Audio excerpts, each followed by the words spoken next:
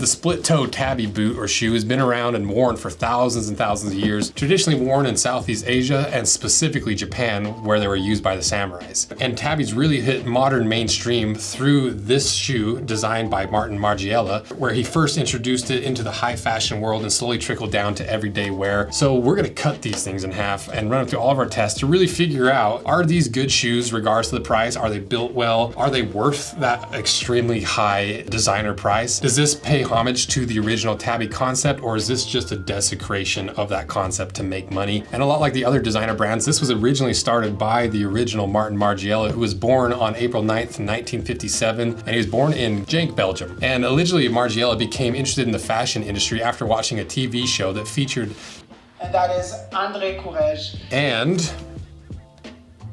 Paco Rabanne in the 1960s. And as a teenager, Margiela began putting flea market clothes together to create cheap but stylish looks. And he clearly had a knack for it. He had some natural talent, so he went to study fashion at the Royal Academy of Fine Arts and graduated in 1979. After graduation, Margiela worked as a freelance designer for 5 years and then moved to Paris in 1984, where he became a design assistant for acclaimed French designer Jean-Paul Gaultier.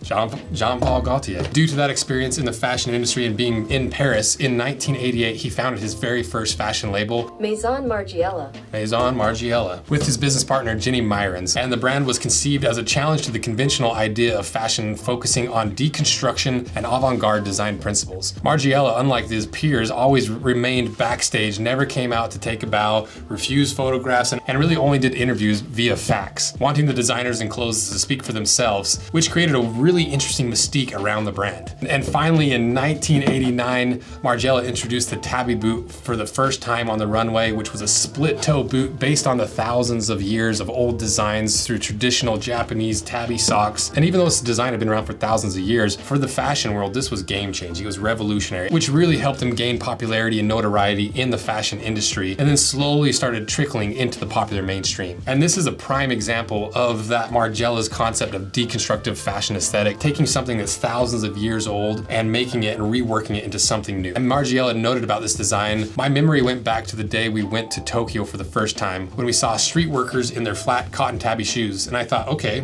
why shouldn't I do a soft Tabi shoe but on a high heel? And the idea was born. But unfortunately, like a lot of designer brands, in 2002, Margiela was acquired by OTB Group, an Italian multinational holding corporation specializing in luxury goods. But fortunately, Margiela did remain as creative director, but had not been involved in recent collections, according to the CEO of OTB Group. And in 2009, Margiela officially stepped down from his role as creative director and opted for a more anonymous lifestyle, but the Tabi boots continued on and continued to rise in popularity. But we've seen this over and over again, where the person who had the original vision, who had the drive, who pushed the initial brand that established it to be what it was, slowly leaves the brand and is acquired by some giant corporation, and that vision slowly gets degraded and the quality of products gets stripped mined for straight money and margins at the expense of the end consumer, and more importantly, the brand that built the Margiela name. So that's what we're gonna try to figure out. Are these boots reminiscent of the original concept of the original designer, or have they been gutted from the inside, like we've seen from brands from the super high end, from Balenciaga, all the way down to mall boots like Dr. Martin boots? What is it that you guys have been asking us for nonstop?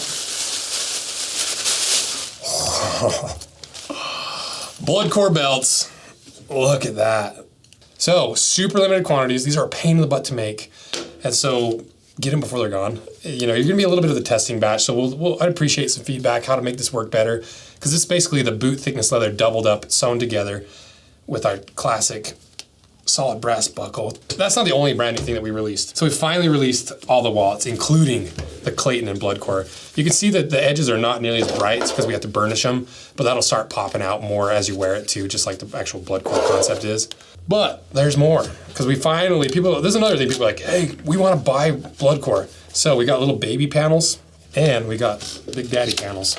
And then you've obviously got the boot pocket kit. You've got coasters. You got the little bracelets. You got the ring kits. So limited quantities, get them before they're gone, especially limited quantities on these. Because it's just a trial run. We're learning how to do this with this leather, and so it's a little bit of a trial run. Thank you guys for your support of Bloodcore. You can only get it from us. And we finally opened it up to a belt and all of our wallets. So check them out below. Then what are these boots? Well, the brand is Maison Margiela. The style is the Tabi ankle boots. They weigh 1 pound even. They retail for a whopping $1,420. They're made in Italy, unlike the Chinese-made Balenciagas. At least they're still made in Italy. And the way they position this product is crafted from camel leather. The ankle boot features a 3-centimeter cylindrical heel and a Tabi split toe shape, inspired by the traditional 15th century Japanese sock bearing the same name. Launched for the Maison's debut collection in 1989, it captures the avant-garde and insubordinate split of the Maison and existing as a heritage classic, continually explored through each collection. If you do happen to want a pair of these, check them out via links in my description. So now start going through the details of this, starting with the leather, because it's camel leather. I don't think we've ever seen camel leather. And the camel leather's cool. It has some really unique properties because allegedly it's 10 times the number of fibers per square centimeter compared to cowhide, which makes sense, you know, for a camel who needs the protection from harsh environments. I don't really know, I'm not a biologist. I assume that tighter skin pattern helps maintain that moisture in the actual camel, where most other animals it'd be literally just like leaking out through perspiring and through their more open skin. And what that leads to from a material perspective is camel can be more durable, it can be more puncture resistant, it can be more abrasion resistant, while at the same time it can still be softened and smoothed like cowhide. So it's almost like if you can combine kangaroo hide with cowhide, that's basically camel. And it's not cheap either, because you think of the amount of cows that exist in the world compared to camels. You know, cow leather's anywhere from like $2 up to $12 a square foot. Camel's anywhere from $15 up to $50 a square foot. Right off the bat, there is at least something to point to. Okay, there is some additional value in the materials that makes this a little bit higher priced. Is that going to account for $1,400 worth of value? Not just from the camel skin, but at least it's something. But what's interesting is it's really, really thin. It's only 1.1 millimeters thick compared to even sneaker leather. You usually see 1 to 1.5 millimeters thick. And I don't know if that's a design choice, but the end result is it's floppy. You know, like they're gonna be really comfortable because they kind of feel like an actual Tabi sock, but at the same time, they're very unstructured.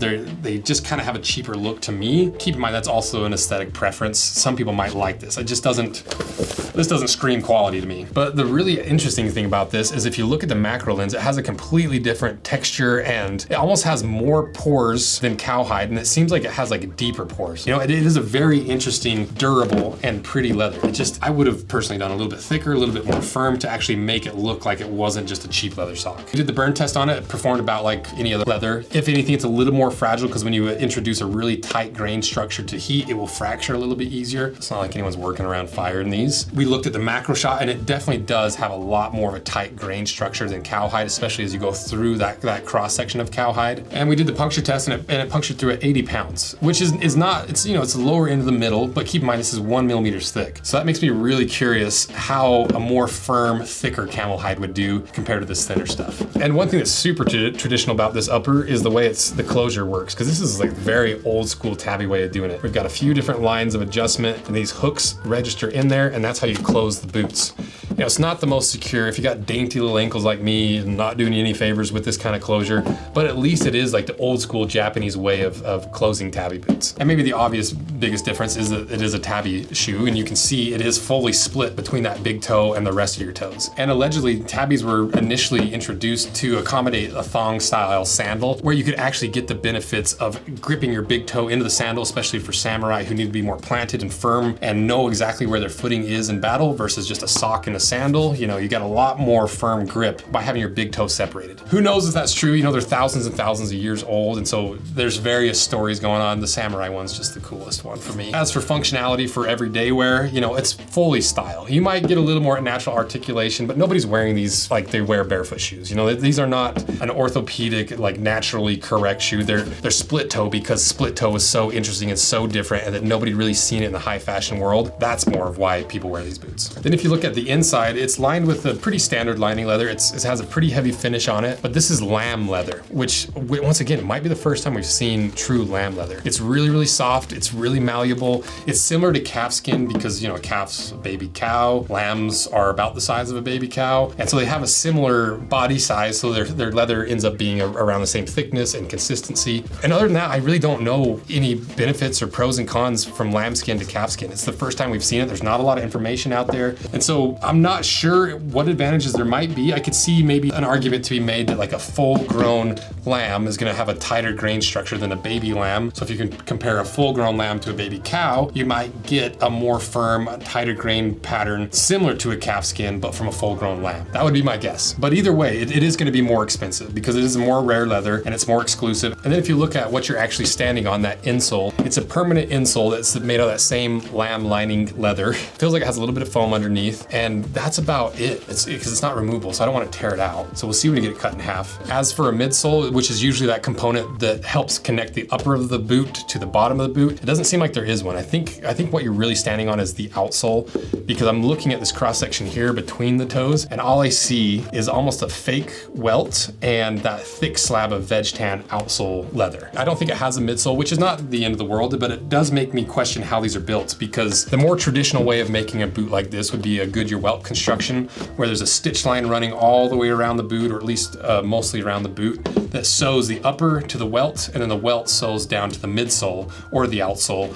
But I don't see any stitching on there anywhere. I don't see any internal Blake stitching, because this little stitch line you see on the insole, I think is just to sew that foam to that insole. And so I don't know how these are built. They might just be cemented. And so if these are just cemented, that's where this is gonna start falling off a cliff in terms of quality, because if it's just all glued together, what prevents you from just ripping it apart? So maybe after the cut in half, I'll try to rip these apart. But like I said, it does have a veg tan leather outsole. This is a super traditional way of doing outsoles for more like dress boots, more cowboy boots. They're super slippery. You know, you're not gonna get a whole lot of traction in these, but once again, they're stylish shoes. And as for the heel stack, this is one of the more defining features of this boot that's not the split toe. The heel is this little round, almost hockey puck. And Sam, just to test it, he accidentally ripped off the heel cap. So I think before we cut it, I'm gonna just see if I can rip this heel off. Because it's not that these are made for durability, but like if you catch your heel on a curb, you don't want your entire heel to pop off a $1,400 pair of boots. I have a feeling these are just glued together. So let's see if we can just pop it off and how much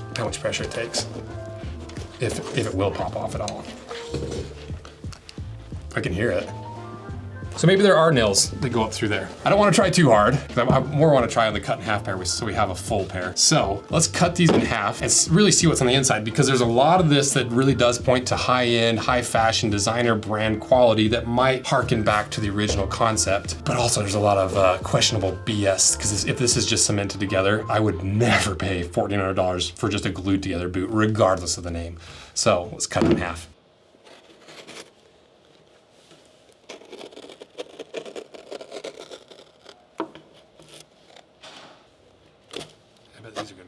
This will be a good video.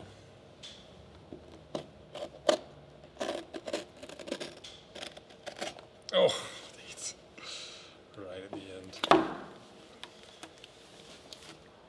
these are cheap.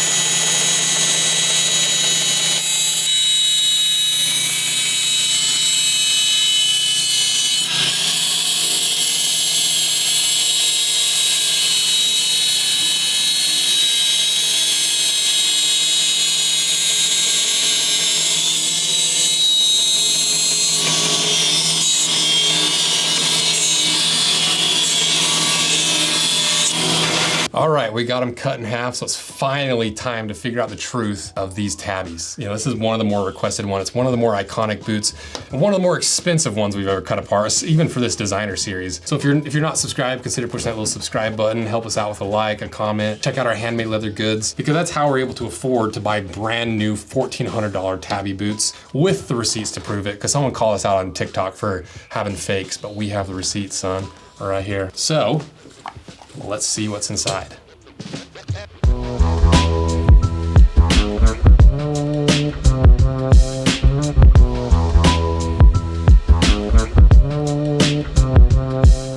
So is it all just glued together? I think it is. I think I can just tear this thing apart. Should I try the heel first? Well, let's go over some of the components first, because you do have a steel shank in there, which is good to see for any kind of heeled boot. So at least you're gonna have that support of the shank. It's not gonna overly collapse and cause a high pressure point right here, which is vital for this heel, because this heel is so tiny that your entire heel is not even gonna be on the actual heel. So you're gonna naturally have a pressure point there if you don't have a shank. So that is vital for the utility of the shoe, just even wearing for casual wear. But what's underneath this insole, it does have a little bit of that foam underneath, but then you've got, you know, a very standard material you see in like $200 and maybe $300 and under boots, just fiberboard. You know, it's not the most premium material. It's not the worst material, but it's far from the most premium. You see it, you rarely see it in any boots over 350 bucks. So in a $1,400 boot, it's not great. And you also have a layer of compressed cardboard, which once again, you do see sometimes in higher quality boots, but also in the highest quality that are still under $1,000, you usually see a better material than that. And you can see that this little welt looking thing is completely fake. It doesn't tie into anything. It's just for design and to make it look a bit higher quality built when it's just not. And it's completely unstructured in the heel. Like, it does have a nice heel counter that's reversed. It's really, really low, you know, so it's not even gonna really give you the effect you want to prevent you wearing through that. But at least it's leather. At least it's flipped and reversed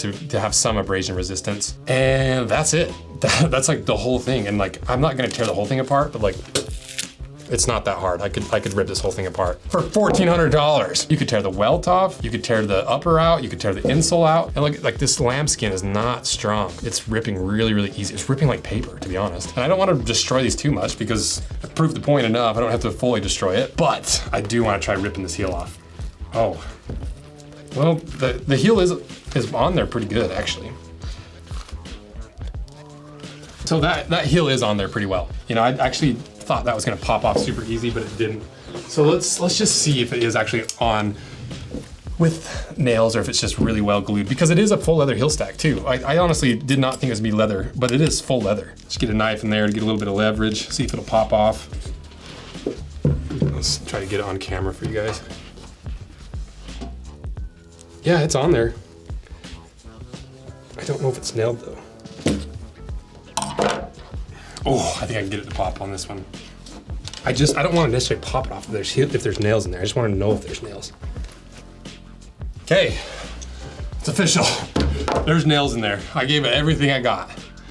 And to get to the nails, it took some effort. So I was wrong about that. These are pretty well put together. I just don't see the nails from the outside. Maybe they're only in a couple layers. Yeah, okay. I was wrong about that. That heel is on there really, really good. But everything else, especially with the construction, the materials on the inside, pretty garbage. And that's what we see over and over with these boots, is they look good from the outside. It's camel, it's lambskin, it's the split toe, leather outsole, leather heel stack. And you get to the inside and you're like, oh, this is built like a $200 boot on the inside.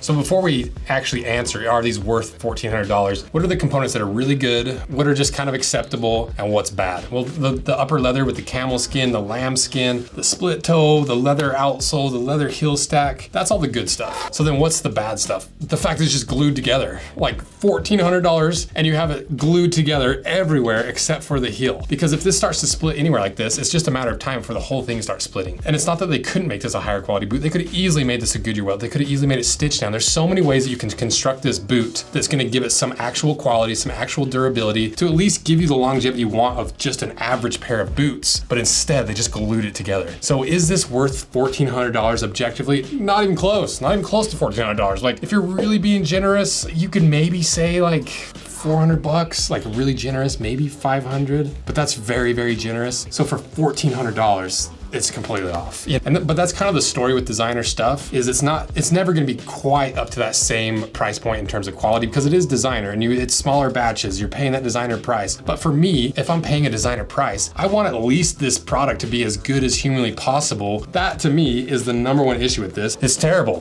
I started this video with so much hope and like I thought it was gonna be good, and now it completely let me down. I decided to re-rank it after the feedback after the Balenciaga. So I'm gonna do Balenciaga on top and then the Tabi boots and then everything else. So let me know what you guys think. Let me know what other designer products you want us to review so we can actually show you what's in these designer products and hold them accountable and really expose them for the bullshit that they actually are. So thank you guys. See ya.